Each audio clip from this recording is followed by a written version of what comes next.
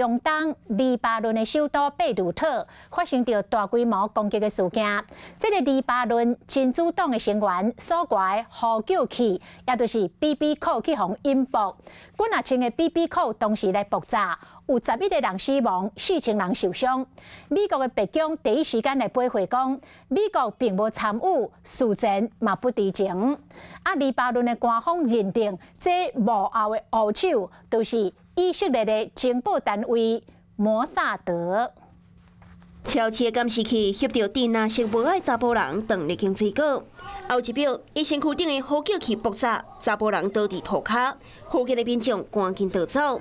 黎巴嫩17号发生着大规模呼救器的攻击案。I'm told that this was actually a joint operation between the Mossad, Israel's intelligence service, and the Israeli military, causing thousands of these newly purchased pagers in the pockets, presumably of Hezbollah members, to detonate at the same time. 以色列的官方记者公开回应，美国地区专家认为，无论幕后的黑手是啥，这拢是一件标准的大规模攻击。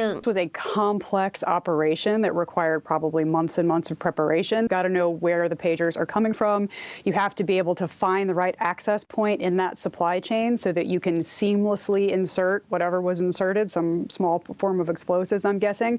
And then those pagers have to look perfect as they come out the other side and then go on their merry way so that nobody expects that anything was tampered with. 黎巴嫩的真主党为着避免去互谋杀着监控，因成员之间唔使用智慧型的手机啊。 是使用低科技呼救器来领导，或者是发动游击式的攻击。And one that exploited what Hezbollah thought was going to be something to help them avoid Israeli surveillance, going low tech, using these pagers instead of using cell phones, and clearly that was a vulnerability that was exploited. 黎巴嫩的真主党已经表明，这件攻击事件是因有史以来上严重的危安疏失。